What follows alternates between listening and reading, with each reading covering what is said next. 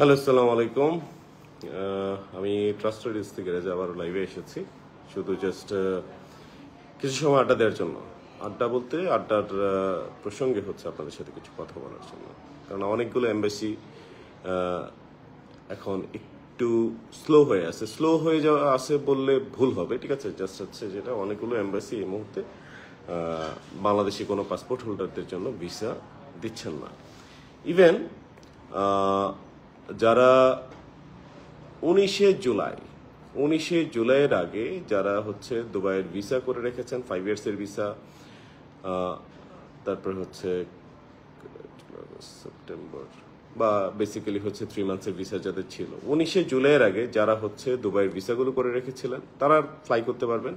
কিন্তু 19শে জুলাইয়ের পরে যারা হচ্ছে এই দুবাইয়ের ভিসাগুলো করেছেন তারা কিন্তু ফ্লাই করতে পারছেন না এই মুহূর্তে, কেননা হচ্ছে ওরা প্রজ্ঞাপন দিয়ে দিয়েছে। হ্যাঁ, তো অ্যাজ ইউজুয়ালি হচ্ছে যেটা সেটা হচ্ছে এই যে গত 4 দিন আগে যে প্রজ্ঞাপনটা দিয়েছে, সেই প্রজ্ঞাপন অনুপাতে আমি বলছি দুবাইয়ের ক্ষেত্রে এই সেগমেন্টটা নতুন বাংলাদেশি পাসপোর্ট হোল্ডার যারা হচ্ছে 19শে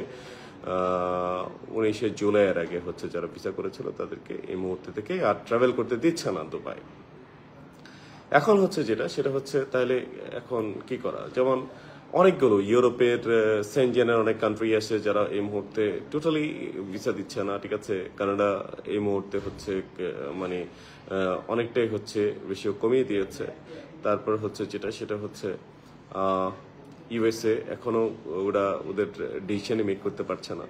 তো সেই ক্ষেত্রে বাংলাদেশি পাসপোর্ট হোল্ডারদের নিয়ে অনেক কনফিউশন এখন পর্যন্ত জেনারেট হয়ে আছে, যেগুলো হয়তো বা আস্তে আস্তে জট খুলে যাবে। যেমন একটা স্মারকলিপি দেওয়া হয়েছে বিএফএস এর যারা হচ্ছে ওয়ার্ক পারমিটের জন্য জমা দিয়েছিলেন যাদের পাসপোর্ট, তাহলে সেই ক্ষেত্রে হচ্ছে ওনাদের পাসপোর্ট অনেক দিন ধরে হচ্ছে বিএফএস ওদের কাছে হচ্ছে রেখে দিয়েছে। তাহলে এই ক্ষেত্রে হচ্ছে যাদের অনেক ভাইরা আছেন যারা হচ্ছে দেশের বাইরে থেকে এসে ফাইল সাবমিট করেছিলেন একটা স্বপ্ন নিয়ে, একটা আশা নিয়ে, ঠিক আছে, যে ইটালিতে যাবেন বা সামথিং কিছু, তো ওইটা নিয়ে, কিন্তু আলটিমেটলি ওনাদের যে প্রিভিয়াস ওয়ার্কিং ভিসা ছিল, ঠিক আছে, সেটার মেয়াদও শেষ হয়ে গেছে, এখন নতুনটা তো হচ্ছেই না, ঠিক আছে। তাহলে সেই ক্ষেত্রে অনেক অনেক বড় ক্ষতি সম্মুখীন ওনারা হয়ে গেছেন। তো এখন আমরা যেটা বলি সেটা হচ্ছে একটু বুঝে শুনে রয়েস হয়ে কাজ করাটাই হলো সবচেয়ে উত্তম। তো রয়েস হয়ে কাজ করাটা উত্তম, সেটার মিনিং হচ্ছে এটা। এখন কি কান্ট্রি আসলে বেসিক্যালি ভিসা দিচ্ছে আমি আপনাদের সাথে সেটা নিয়ে একটু শেয়ার করি। এখন ফ্রান্স ভিসা দিচ্ছে, জার্মানি ভিসা দিচ্ছে, ঠিক আছে। ফ্রান্স ভিসা দিচ্ছে, জার্মানি ভিসা দিচ্ছে, ঠিক আছে। সেই ক্ষেত্রে হচ্ছে একটু ট্রাভেল হিস্ট্রিটা ভালো ম্যান্ডেটরি লাগবে, ঠিক আছে। মিনিমাম 5 থেকে 6টা কান্ট্রি ট্রাভেল করেছেন, ঠিক আছে, এরকম যারা আছেন তারা ফ্রান্সের জন্য অ্যাপ্লাই করতে পারেন, জার্মানির জন্য অ্যাপ্লাই করতে পারেন, তাদের ভিসা হওয়ার চান্সেস আছে, ঠিক আছে। আর হচ্ছে যারা মোটামুটি 2-3টা কান্ট্রি ট্রাভেল করেছে তাদের ক্ষেত্রে আমি আরেকটা জিনিস রিকোয়েস্ট করি। দেখেন, Malaysia, Singapore, Thailand regular visa হচ্ছে, তাহলে হচ্ছে তারা ঘুরে আসতে পারেন। আর অনেকের ইস্যু হচ্ছে যেটা সেটা হচ্ছে, আমি আরেকটা ইস্যু গতকালকে ক্লিয়ার হইলাম, সেই ইস্যুটা বলছি। এখন যারা হচ্ছে কম্বোডিয়া ট্রাভেল করেছেন তাদের ক্ষেত্রে কিন্তু হচ্ছে থাইল্যান্ড ভিসা দিচ্ছে না, ঠিক আছে।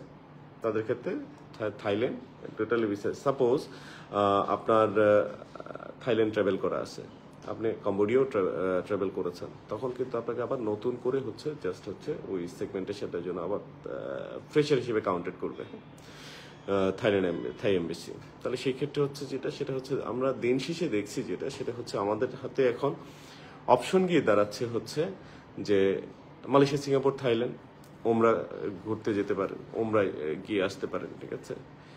তারপর হচ্ছে ভিয়েতনাম, কম্বোডিয়ার কিছু কান্ট্রি আছে, উজবেকিস্তান, কাজাকিস্তান, এগুলো হচ্ছে সার্ভার থেকে বাংলাদেশের নামই হচ্ছে তুলে দিয়েছে।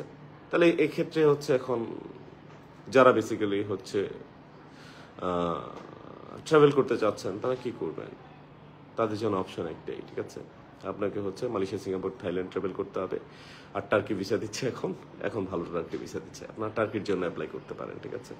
আমি আমাদের প্যাকেজে যে আমাদের ডেসক্রিপশন বক্সে একটু কিছু প্যাকেজের ডিটেলস দিয়েছি, আপনারা চাইলে সেখান থেকে প্যাকেজগুলো নিতে পারেন, নিয়ে হচ্ছে অ্যাজ ইউজুয়ালি হচ্ছে আমাদের সাথে কমিউনিকেশন করতে পারেন। সবাই ভালো থাকবেন, সুস্থ থাকবেন, আল্লাহ হাফিজ, থ্যাংক ইউ, আসসালামু আলাইকুম।